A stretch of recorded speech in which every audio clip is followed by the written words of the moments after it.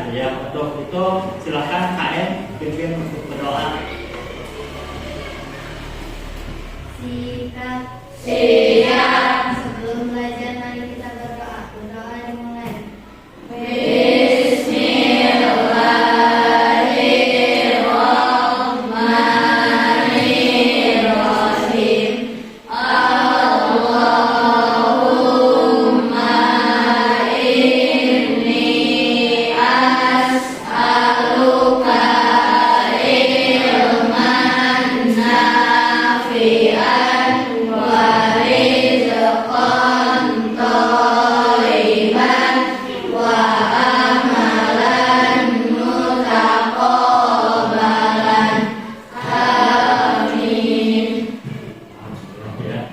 Baik anak-anak, gimana kabarnya? Alhamdulillah luar biasa. Allahu Akbar. Baik, sebelum mulai Bapak cek dulu kehadirannya ya. Hari ini ada yang tidak sekolah? Siapa? Ini ya di sini ya. Wajdi, Wajdi kenapa? Sakit. Selain Wajdi siapa lagi? Akam. Akam kemana? Ini? Sakit juga. Baik. Mudah-mudahan kita doakan ya teman kita yang lagi sakit supaya cepat sembuh. Ya. Sebelum kita mulai, Bapak mau tanya dulu ya ke kalian, selama dalam kehidupan sehari-hari pernah tidak kalian mengalami suatu masalah? Nah, contohnya apa aja? Buku ketinggalan. Pernah nggak kalian disuruh oleh orang tua kalian membersihkan kamar tempat tidur kalian? Itu juga adalah masalah ya. Nah, gimana masalah itu harus digimanakan? Harus diselesaikan ya. Supaya apa? Supaya beres. Nah, baik anak-anak. Sekarang Bapak mau menyampaikan materi ya. Di sini ada materi tentang berpikir komputasional sebagai dasar coding dan kecerdasan artifisial ya. Kita lihat dulu. Sebelum ke sana kita lihat di sini ada gambar apa? Teh manis. Pernah kalian membuat teh manis? Nah, gimana cara membuat teh manis itu? Air panas. Coba angkat tangan. Apa langkah-langkahnya? Cara membuatnya? Ambil gelas. Kasih air panas. Kasih air panas. Kasih gula. Kasih gula. Kayaknya apa itu? Buat Dicelupkan tehnya. Oh gitu ya. Nah, itu sebetulnya adalah salah satu contoh berpikir komputasi. Ya, ada langkah-langkahnya. Baik, kita lanjut ya. Nah, sebelum ke sana, hari ini kita akan belajar dengan tujuan pembelajaran. Ada ya tujuan pembelajarannya. Yang pertama di sini adalah peserta didik mampu memahami konsep dasar berpikir komputasional. Ya. Yang kedua, peserta didik mampu menguraikan dan memberikan contoh penerapan berpikir komputasional dalam menyelesaikan berbagai permasalahan dalam kehidupan sehari-hari. Nah, ini adalah tujuannya. Ya, tujuannya jadi ada dua pembelajaran hari ini. Lalu nanti kalian harus tahu juga apa sih manfaatnya kita belajar materi berpikir komputasional itu. Nah, kita lihat. Ada beberapa banyak sekali ya manfaatnya. Bapak ringkas saja. Di sini ada 3. Yang pertama adalah membantu menyederhanakan masalah yang kompleks dan membuat lebih mudah dikelola. Itu yang pertama manfaatnya. Yang kedua, membantu dalam membuat solusi yang efektif, efisien dan dapat diterapkan secara luas. Dan yang ketiga, membantu beradaptasi dengan teknologi. Nah, ini manfaat kita akan belajar berpikir komputasional ya. Nah, baik, sebelum ke materi selanjutnya kita lakukan dulu ice breaking ya. Nah, supaya semangat. Coba Tahu nggak kalian tepuk semangat? Tahu. Coba kita mulai ya. Tepuk semangat.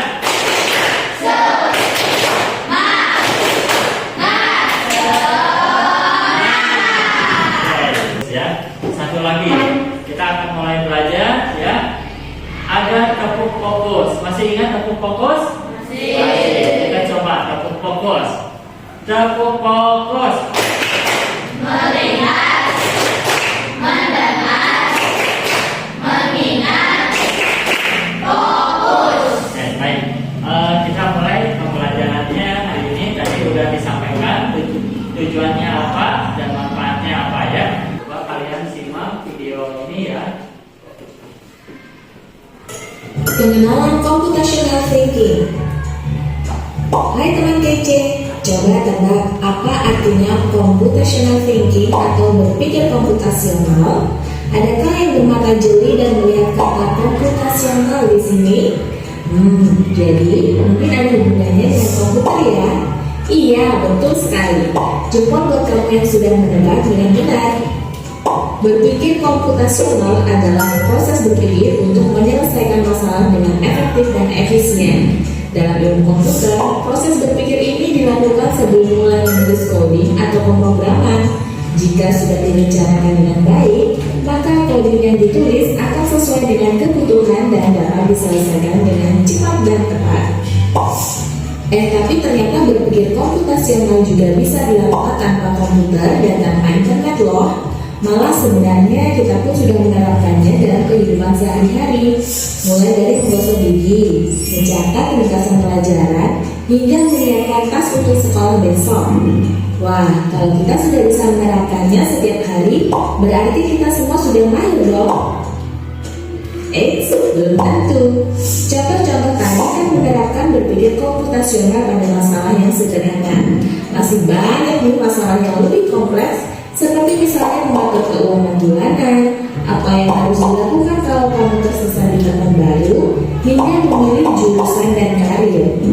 Lalu yang lebih penting lagi, ketika kamu dewasa nanti, kamu akan menghadapi era industri 4 dan bahkan 5. Di sini kamu perlu kecakapan untuk memanfaatkan dunia digital, mulai dari mencari dan memilah informasi yang kamu perlukan, hingga menggunakan informasi itu untuk membuat keputusan penting dalam hidupmu. Komputasional. Sekarang kita bahas ya 4 landasan dari berpikir komputasional. Yang pertama, dekomposisi. Dekomposisi artinya membagi masalah kompleks ke bagian yang lebih kecil agar mudah diselesaikan. Misalnya kamu ditunjuk jadi ketua panitia lomba 17-an.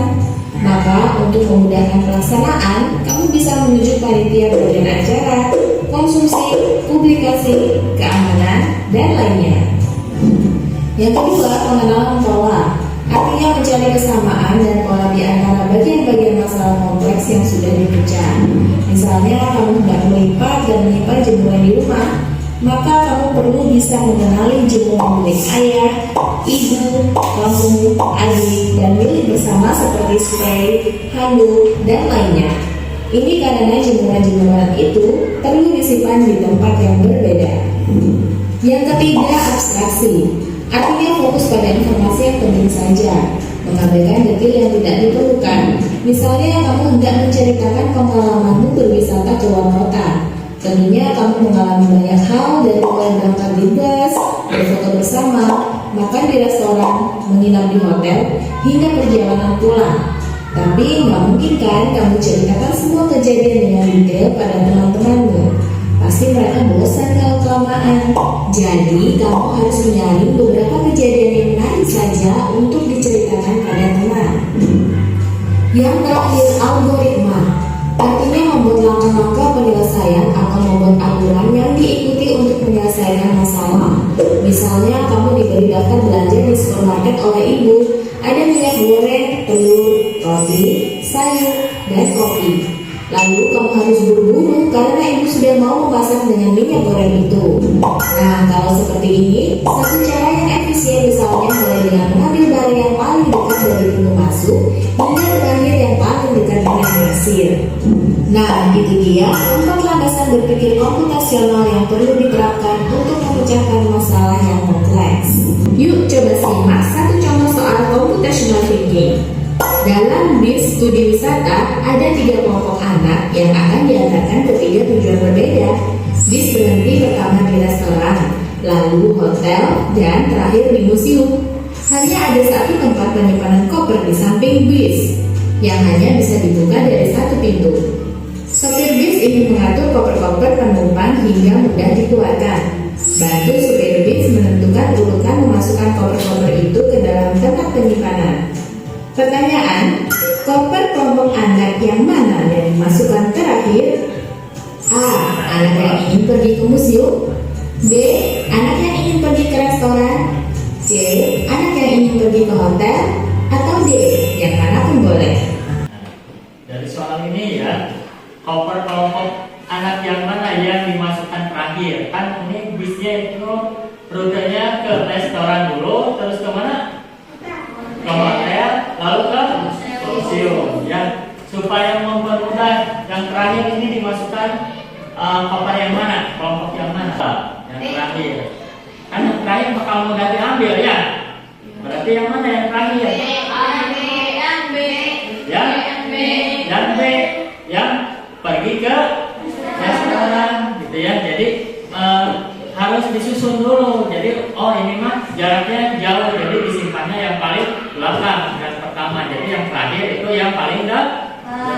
Itu juga adalah salah satu contoh berpikir komputasional ya. Kita lihat lagi ya. Selain tayangan video, Bapak sudah siapkan juga di sini. Baik ya, di sini ada definisi. Apa sih definisi berpikir komputasional itu? Nah, di sini udah Bapak sajikan ya. Berpikir komputasional adalah cara berpikir yang melibatkan pemecahan masalah secara sistematis dan efisien. Cara berpikir ini adalah dasar dalam mengembangkan algoritma dan program yang efektif. Tadi di tayangan video juga sudah dijelaskan ya, ada prinsip berpikir komputasional. Supaya lebih mudahnya gini aja, prinsip berpikir komputasional itu ada empat. Yang pertama dekomposisi, yang kedua pengenalan pola, yang ketiga yang keempat algoritmi gitu ya. Kita lanjut. Prinsip berpikir komputasional tadi kan ada 4 ya. Dekomposisi itu apa? Dekomposisi itu adalah pemecahan masalah. Nah, di sini dijelaskan memecahkan masalah besar menjadi bagian-bagian yang lebih kecil agar lebih mudah dikelola. Nah, contohnya kalau kalian ada memiliki pizza makanan, gitu ya kan besar ya, agak besar. Supaya bisa dimakan lebih praktis, caranya gimana? Harus dipotong-potong dulu ya, nggak mungkin langsung dimakan langsung sekaligus gitu ya, dipotong-potong dulu, dipecahkan. Atau kalian ingin membuat sebuah acara pesta, ya kan banyak yang harus dipersiapkan ya.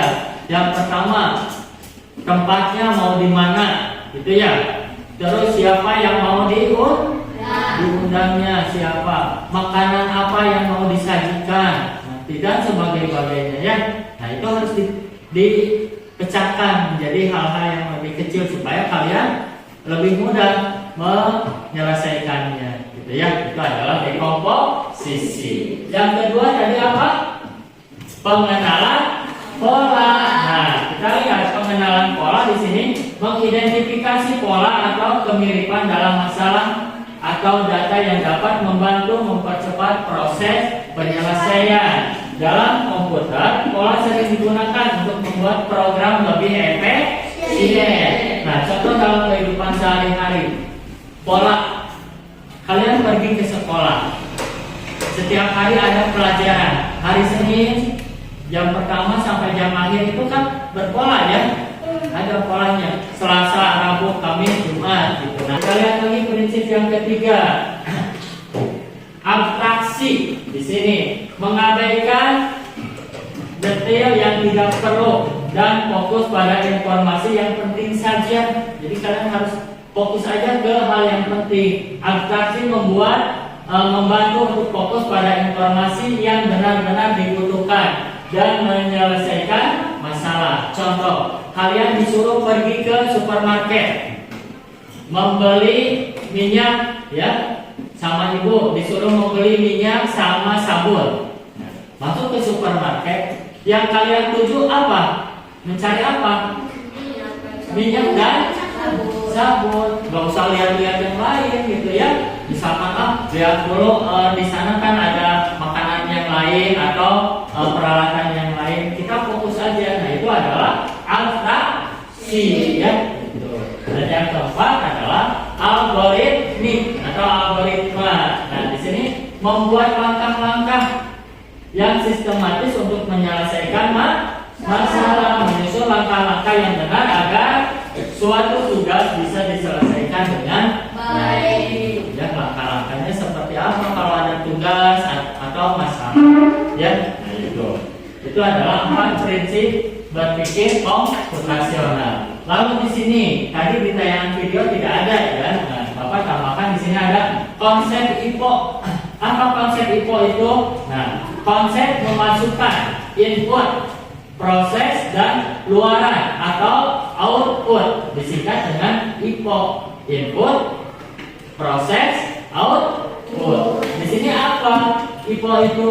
Cara dasar dari cara komputer bekerja dan juga digunakan dalam pemecahan masalah secara sistematis. Nah, di sini ada komponen IPO.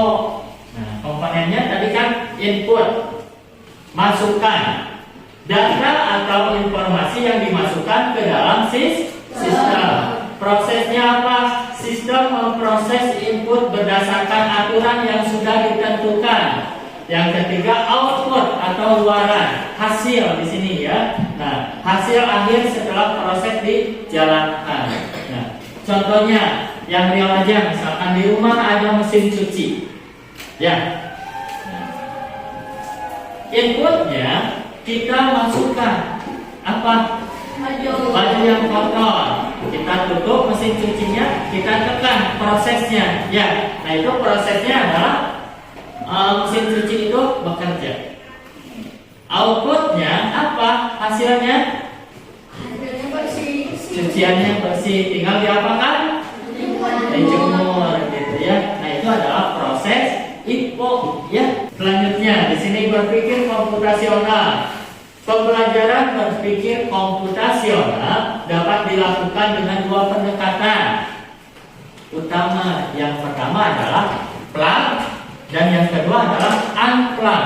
Pembelajaran plug menggunakan perangkat teknologi seperti komputer, tablet, atau aplikasi untuk mengajarkan konsep berpikir komputasional. Ya, jadi menggunakan perangkat teknologi. Kalau plug. Ada juga yang kedua, pembelajaran unplug. Kalau unplug di sini tidak menggunakan perangkat elektronik, tetapi mengajarkan konsep komputasional melalui aktivitas fisik dan permainan. Baik, untuk hari ini Bapak akan membuat 4 kelompok aja, ya. Kelompok 1, 2, 3, dan 4, ya. Sesuai yang seperti biasa aja, ya. Kelompoknya yang sudah terbiasa silakan dipersiapkan dulu untuk menjadi kelompok. Siap? Kelompok 1 mana tadi? Kelompok 1 yang biasa. Ini kelompok 1. Kelompok 2. Ini kelompok 3. Ini, ya. Ini kelompok 4. Nah, caranya di sana kalian silakan bekerja sama, ya. Dalam satu kelompok itu di sini, coba lihat dulu, ya. Setiap kelompok memiliki masalah masing-masing di sini, ya. Silakan kalian kerjakan ini permasalahan ini sesuai dengan apa apa diperintahkannya, gitu ya. Silakan.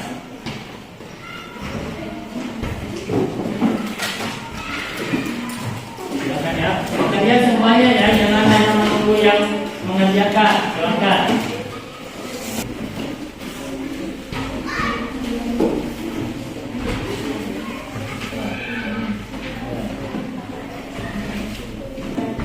Waktunya 15 menit ya.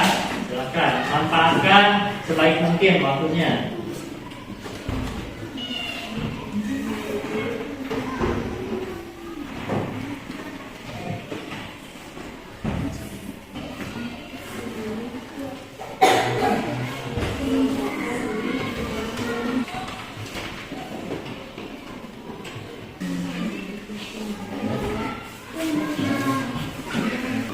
Baik anak-anak, waktunya sudah habis ya untuk kerja kelompok. Diskusi silakan dikumpulkan ya. Kelompok 1 sudah beres? Beres, sini silakan. Kelompok 1.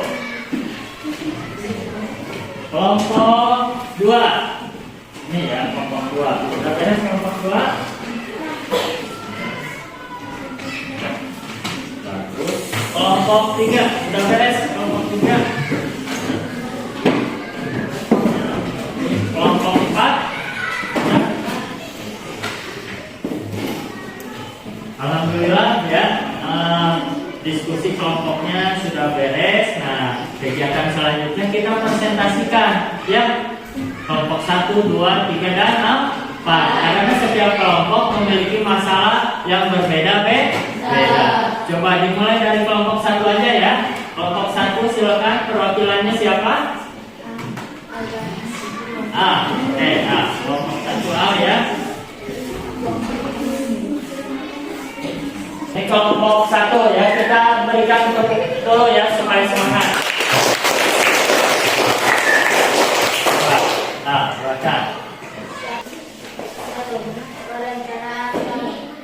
Itu hasil presentasi kelompok 1. Tepuk tangan buat terima kasih ya. Kelompok 2 silakan. Kelompok 2.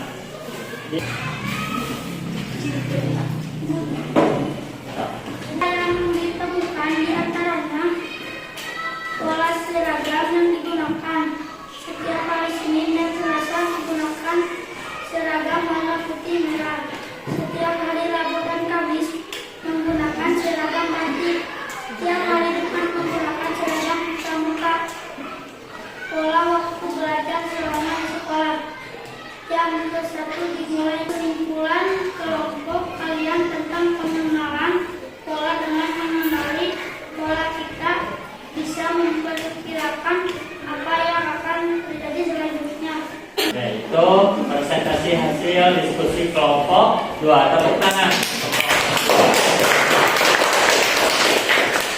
Selanjutnya ya, kelompok 3. Mau diwakili sama siapa kelompok 3? Sama Nurul. Oh iya, boleh berdua. Silakan perwakilan aja ya. Ini permasalahannya adalah abstraksi ya.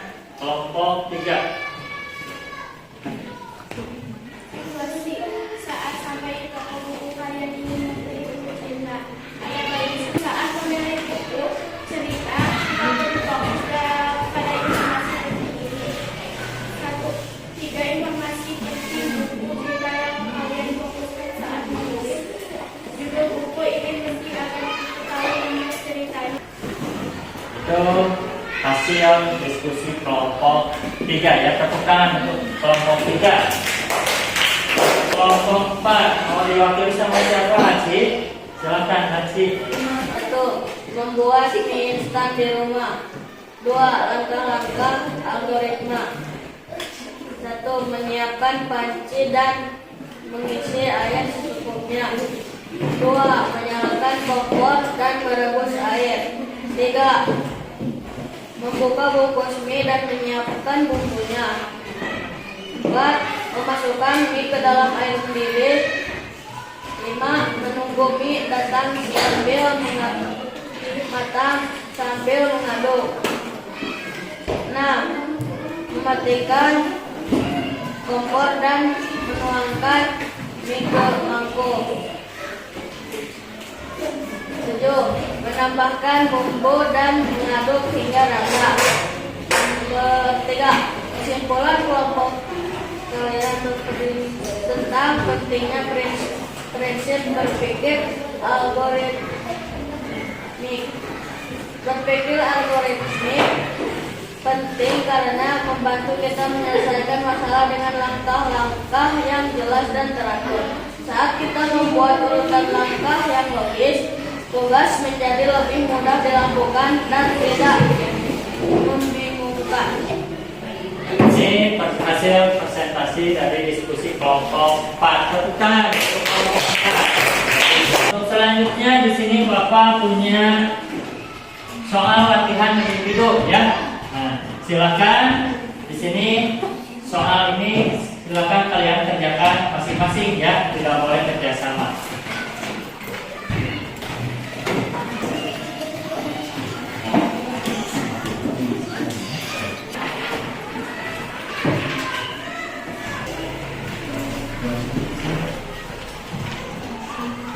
Ini angka PD-nya silakan diisi kalian ya. Waktunya hanya 15 menit ya. Silakan dikerjakan sesuai dengan kemampuan kalian masing-masing ya. Apa yang tadi materi yang sudah dibahas ya oleh Bapak sama kalian berdiskusi. Waktunya sudah beres. Silakan dikumpulkan. Sudah semuanya? Sudah. Silakan kumpulkan. Sudah. Silakan. Ini sudah. Nanti hasilnya Bapak bagikan ya setelah diperiksa ya.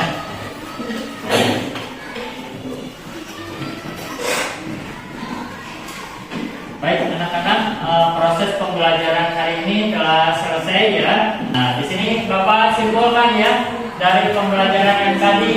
Nah anak-anak hari ini kita sudah belajar banyak tentang berpikir komputasional. Oke, sebelum Bapak tutup, di sini Bapak punya lembaran refleksi ya. Apakah kamu suka dengan kegiatan pembelajaran hari ini ya? Nanti kalian checklist di sini aja ya. Bapak bagikan lembar refleksinya. Nah, ini dibagikan ya. Refleksi ya. Nah. Sudah beres?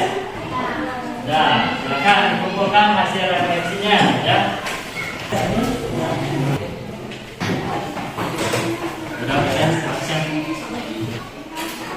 Baik, anak-anak, hari ini tadi kita sudah belajar dari awal sampai sekarang ya. Kita belajar tentang apa tadi, Bro? Berpikir komputasional ya. Ada berapa macam dasar prinsip? Apa aja? Yang pertama, dekomposisi. Yang kedua, pengenalan pola. Yang ketiga, abstraksi. Yang keempat, ya, mudah-mudahan proses pembelajaran hari ini bisa kalian manfaatkan ya dalam kehidupan sehari-hari. Terima kasih ya atas pembelajaran hari ini. Kita bisa mengetahui ya materi tentang berpikir komputasional. Hari ini sekian dulu dari Bapak. Assalamualaikum warahmatullahi wabarakatuh.